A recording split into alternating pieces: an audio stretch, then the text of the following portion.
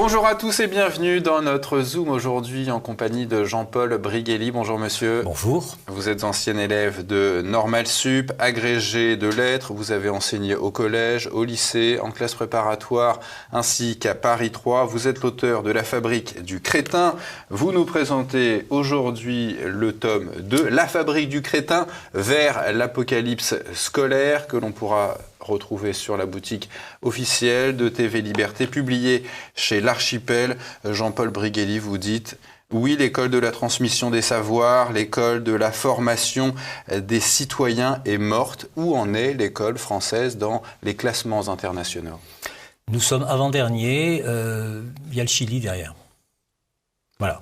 Sur les classements de l'OCDE qui prennent en compte toutes les nations, on va dire à peu près civilisées, il n'y a que le Chili qui arrive derrière nous.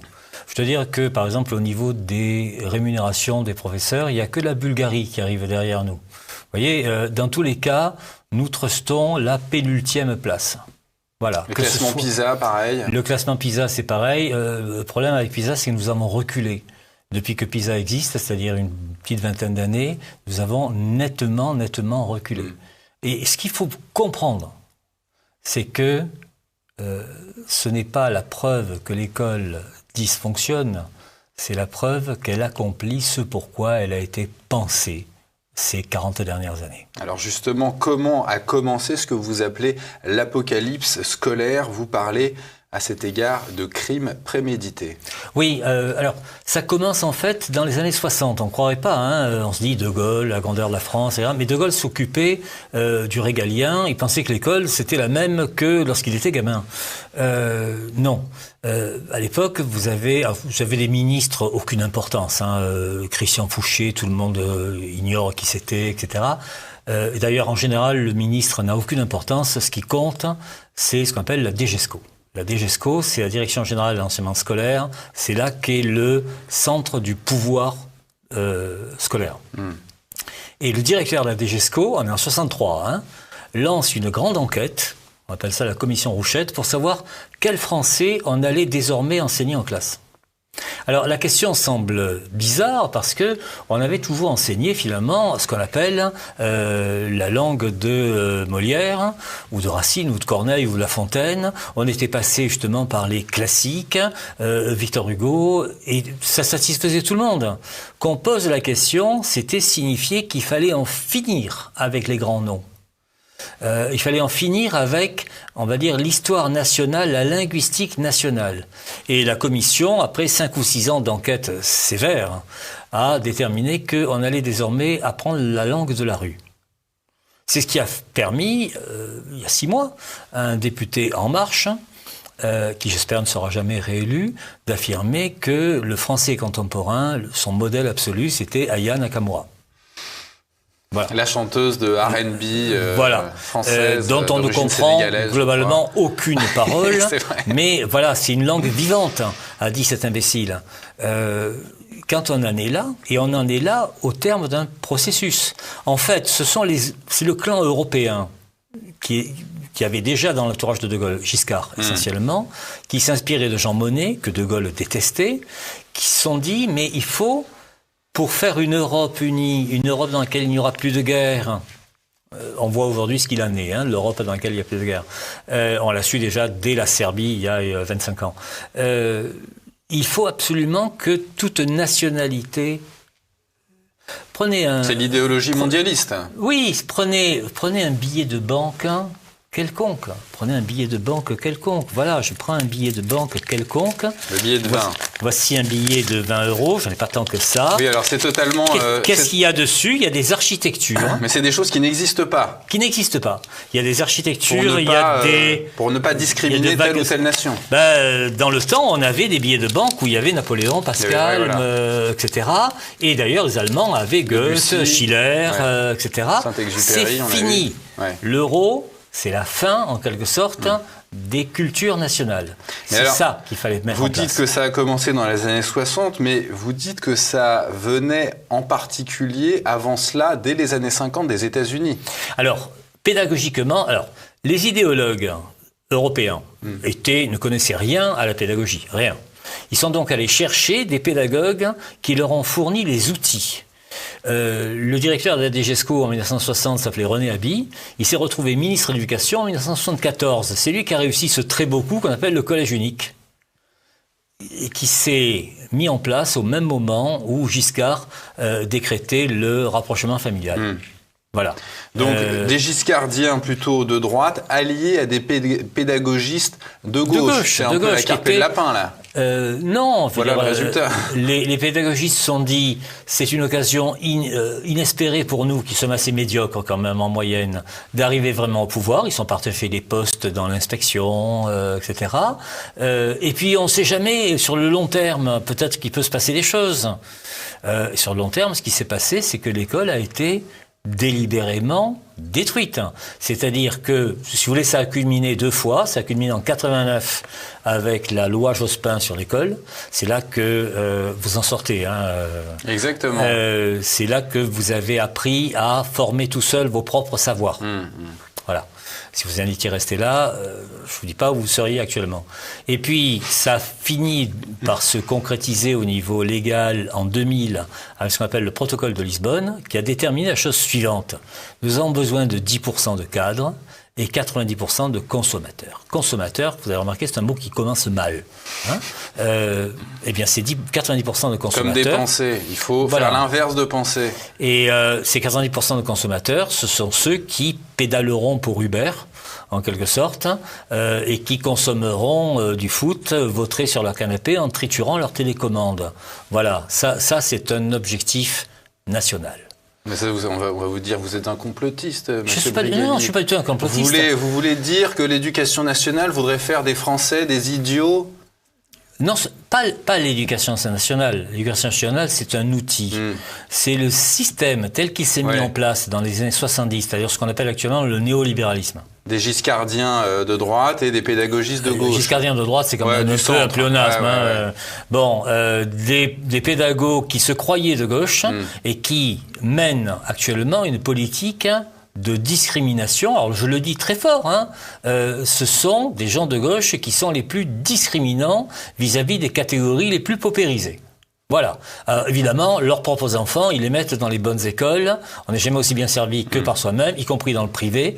Mais pour le reste, les pédagogies qu'ils ont mises en place sont des pédagogies de l'échec et des pédagogies du ghetto. C'est-à-dire qu'on a fait des ghettos scolaires à l'intérieur des ghettos architecturaux. Mais entre les deux, l'éducation nationale, entre les pédagogistes et les giscardiens, l'éducation nationale, pourquoi a-t-elle laissé aller ? Mais c'était l'ensemble du système qu'ils voulaient. Comprenez bien, si l'école dysfonctionnait vraiment, il est évident que si elle était un clou dans la chaussure du libéralisme, il est évident que le libéralisme l'aurait modifié. Personne ne garde un élément sclérosant. Au contraire, c'est exactement ce que le libéralisme voulait, c'est-à-dire la fabrique, en quelque sorte, de consommateurs qui ne réfléchissent que très peu, à qui on va donner des gadgets du style téléphone portable pour leur faire croire qu'ils ont une individualité, qu'ils ont même une pensée, qu'ils peuvent s'exprimer sur tel Twitter, ou tel réseau social, etc., sur lequel ils vont hurler, parce que l'imbécile hurle. C'est une règle, on voit ça en voiture tous les jours. Voilà. L'homme intelligent parle, l'imbécile hurle. Donc il hurle, y compris sur moi, éventuellement, mais alors, je veux dire, comme disait Jacques Chirac, ça m'en touche une sans faire bouger l'autre. Et tout cela, dites-vous, pour rentrer chez soi le soir et manger des nourritures molles. Voilà, et éventuellement contaminé à la listériose. Vous dites, Jean-Paul Brigelli, le système a produit ce projet parce qu'il lui était nécessaire, adapter l'enseignement aux nécessités du marché et élaborer l'égalité. C'est quoi, selon vous, Jean-Paul Brigelli, le système ? Alors, ce qu'on appelle globalement le néolibéralisme, c'est-à-dire le moment où ce n'est plus la production qui est intéressante, mais la production d'argent. C'est-à-dire le moment où l'argent fabrique de l'argent, d'où la désindustrialisation. C'est plus le travail qui compte, c'est le capital. C'est le capital. Le fait que le trader devient le héros contemporain. Qui n'a pas une Rolex avant 50 ans, comme disait l'autre, sa vie. N'a pas des traces de coke sur le nez, a forcément raté sa vie. voyez, un truc assez drôle d'ailleurs, il y a encore une vingtaine d'années, les gosses voulaient devenir footballeurs. Il y avait eu Ronaldinho, etc. C'est quand vous étiez petit, ça. Actuellement, ils veulent devenir youtubeurs. C'est-à-dire, je vais mettre mon image devant la caméra et faire des grimaces jusqu'à ce que j'ai un nombre conséquent de likes. Il y a une nana qui vend l'eau de son bain en ce moment, sur Internet. Oui, non mais pourquoi pas. On peut tout imaginer. On peut tout imaginer. Évidemment, c'est une génération qui va droit dans le précipice. Mais comme on la pousse vers le précipice, ça ne gêne personne. Vous écrivez, Jean-Paul Brigelli, que la médiocrité, au fond, a des avantages indéniables pour justement cet ultra-libéralisme européaniste, apatride. C'est quoi les avantages de cette médiocrité pour le système? Eh bien, personne ne lève un sourcil. Tout le monde trouve ça très bien tant qu'on peut consommer des nourritures molles ou des Rolex ou une ligne de coke de temps en temps. Ouais. Tout va bien. Il est évident que ce qui fait le plus peur finalement à tous les gouvernements, ce sont les régimes, on ne va pas dire nationalistes, mais régimes clairement républicains. Au fond, les régimes illibéraux, comme on dit aujourd'hui. Illibéraux. Regardez Viktor Orban, ouais. Il remporte les élections et l'Europe avait déjà pris des sanctions contre lui avant même que les élections soient finies. C'est-à-dire, si on ne vote pas bien, on est un très mauvais élève. En plus, quand même, ce garçon téléphone à Poutine, etc. C'est pas un type fréquentable. Vous résumez tout cela très bien. Je ne peux m'empêcher de citer cette phrase. La société libérale n'a pas besoin d'un peuple cultivé, mais de consommateurs semi-illettrés, susceptibles d'être déplacés comme des pions dans un système ubérisé, des pieds à la tête, abrutis de télévision, manipulés à chaque élection pour la plus grande gloire d'une caste en auto-remplacement. Tout y est. Parce que, vous savez, l'école, autrefois, était une école qui n'hésitait pas à pratiquer ce qu'on appelle l'élitisme républicain, c'est-à-dire qu'on poussait chaque élève au plus haut de ses capacités et on gardait les meilleurs. Bon, on n'en est plus là. Maintenant, on a persuadé la caste au pouvoir, c'est plus une aristocratie, c'est une oligarchie, que ses enfants étaient ses héritiers légitimes. Donc, elle met ses enfants dans 2 ou 3 établissements sur Paris. Henri IV, Louis le Grand, Stan, l'école alsacienne. Et elle trouve naturel que ses enfants deviennent, alors l'école alsacienne, deviennent par exemple porte-parole du gouvernement. Gabriel Attal, il en sort directement. C'est un héritier du système. Ça ne veut pas dire qu'il est intelligent. Vous comprenez bien? Il y a des milliers, des dizaines de milliers d'enfants intelligents qui sont sacrifiés sur l'autel de la reproduction de caste. Non pas de classe, mais de caste. On est, si vous voulez, en 1788. Vous savez, au moment où l'aristocratie fait virer Necker parce qu'il risque d'imposer des réformes qui pourraient lui faire mal. Eh bien, 3 ans plus tard, on lui a un peu fait mal à l'aristocratie. Mais heureusement, l'oligarchie actuelle a telle ou telle chaîne de télé, pas vous, mais les autres, la concurrence, ça suffit pour le moment, ça suffit pour stabiliser le système et continuer à consommer. Et on leur dit, vous savez quoi, vous allez consommer, mais ça va vous coûter plus cher. Il y a une inflation qui arrive. Ah, c'est à cause de Poutine, l'inflation. C'est certainement pas parce que des gens veulent s'en mettre plein les poches. Mais comme ils sont incapables de savoir ce que ça veut dire, 7% d'augmentation, il faut bien comprendre un truc. Nous sommes nuls en maths, par exemple. Mais nuls à un point. Ça, c'est le classement Teams. Bon, on est à des années-lumière, par exemple, de Singapour, de Shanghai, de la Russie, etc. Bon, ça a permis, en quelque sorte, de faire digérer le passage du franc à l'euro. Vous connaissez encore des gens qui calculent qu'un euro, c'est 6 francs 56. Ouais. C'est-à-dire qu'une baguette vaut actuellement 8 francs. Quand est-ce que vous avez acheté une baguette 8 francs, il y a 20 ans de ça? Jamais. Ma mère s'amuse encore à le faire, mais elle me dit, mais on a tout perdu, quoi. Enfin... Oui, voilà, mais je salue votre maman, si vous voulez, mais parce qu'elle est la dernière génération qui a appris à faire du calcul mental.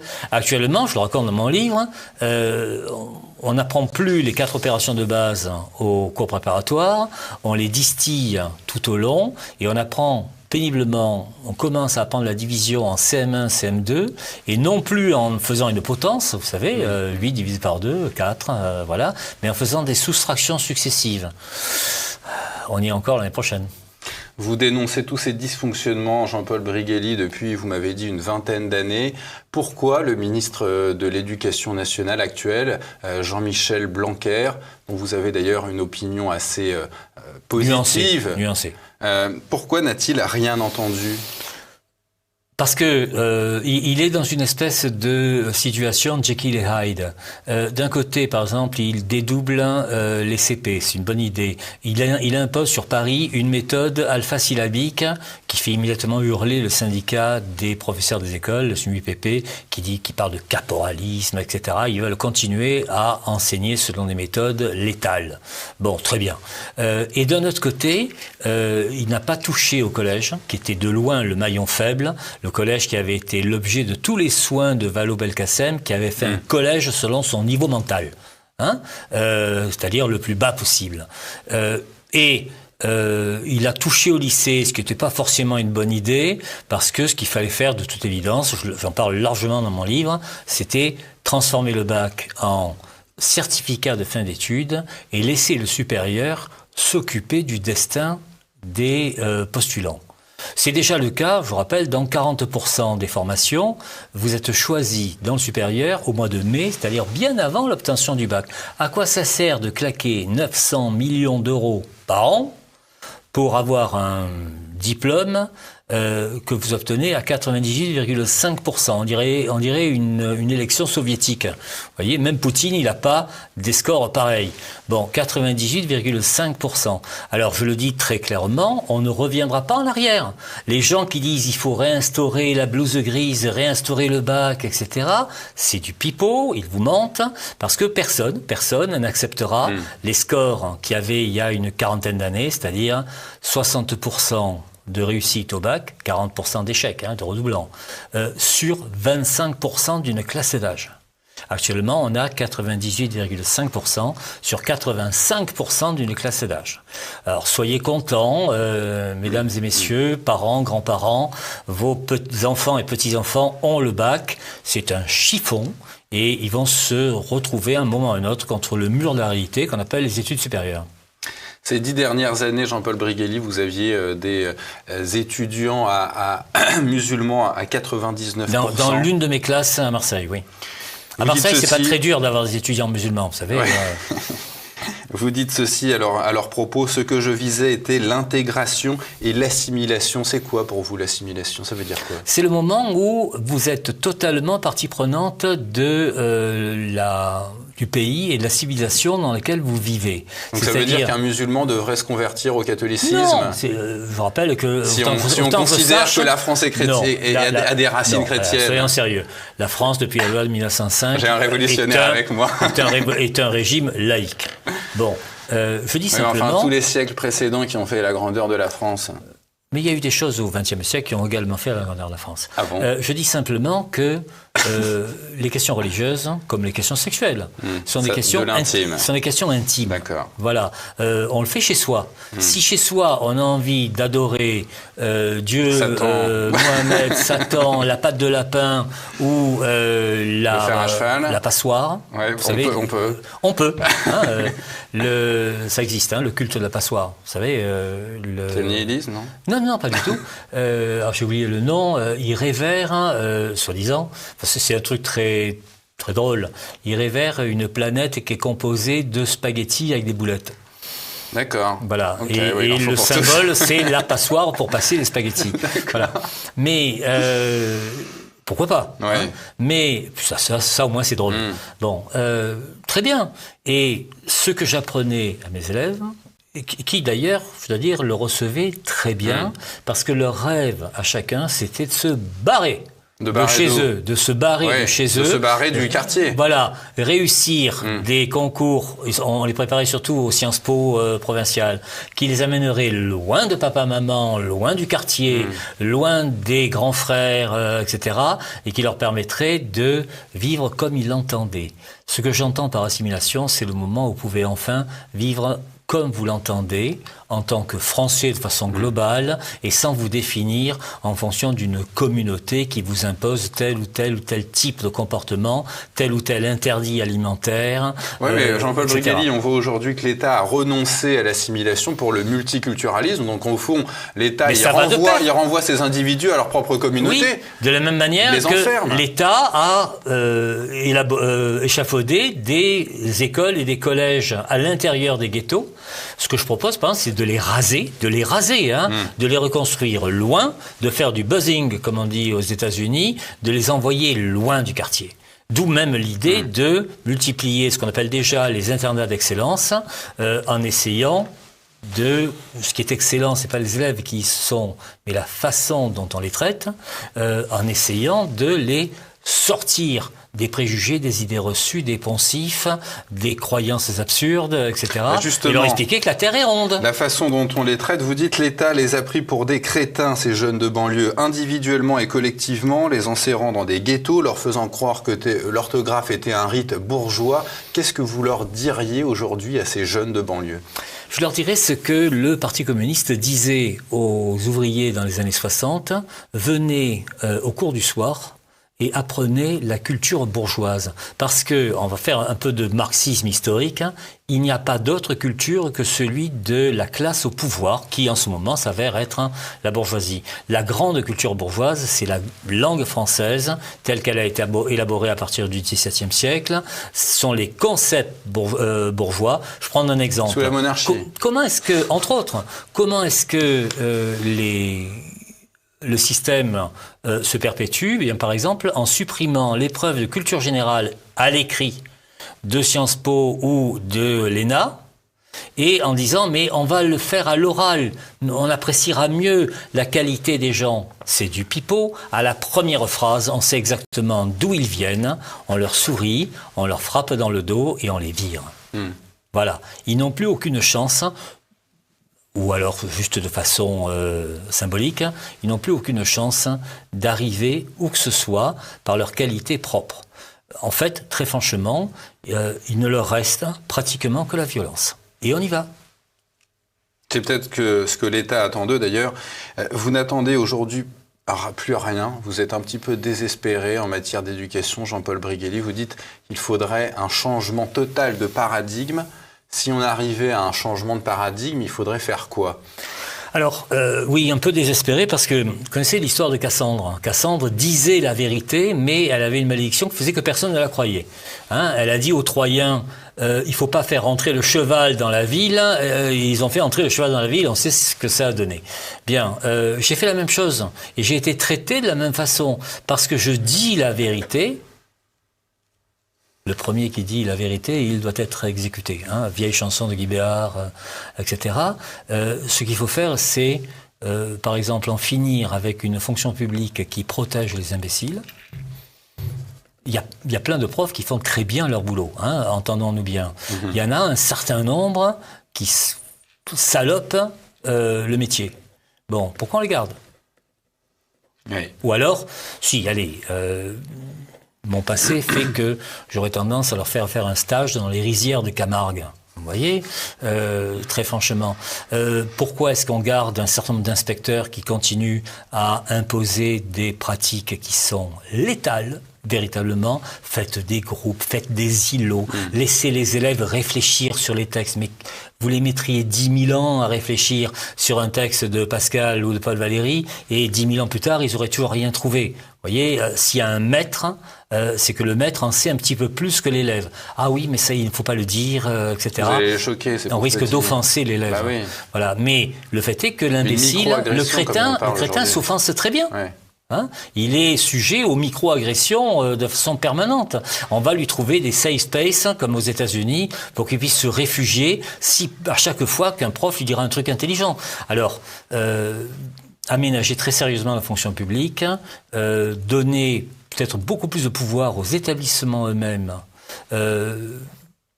régionaliser les concours de façon à permettre aux gens d'y aller parce que décentralisation totale. Ils ne seront pas envoyés à Pétaouchnok pendant 15 ans. Oui, une certaine décentralisation. Alors bien entendu, il y a des risques. Il y a des risques que des crétins en chef prennent ça sous leur coupe dans telle ou telle région, etc.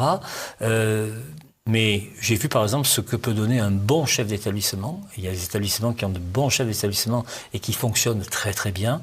Ça ne demande pas, je cherche pas à peupler les lycées de super élèves, etc. Ce que je dis, c'est que, amis enseignants, je sors du métier. Quel que soit l'élève, on peut le monter au plus haut de ses capacités. Et au plus haut de ses capacités, c'est quelque chose qui, d'une façon ou d'une autre, permettra justement l'intégration dans la nation. Vous dites plus d'heures de cours pour ceux ne maîtrisant pas la langue, quitte à les élever dans des internats. Oui. Dernière question pour rigoler.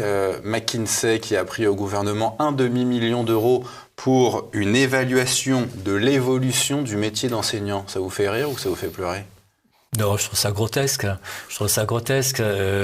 Après, les gens n'ont qu'à chercher qui dirige McKinsey, etc. Est-ce que McKinsey a payé des impôts en France et puis en tirer des conclusions électorales. Mais ils le feront pas. Ils savent pas comment ça s'écrit, McKinsey. Jean-Paul Briguelli, votre ouvrage, dont le tome 1 a déjà été vendu à 150 000 exemplaires, le voici, La fabrique du crétin, vers l'apocalypse scolaire, que nos téléspectateurs pourront retrouver sur la boutique officielle. Merci Jean-Paul Briguelli. Merci à vous.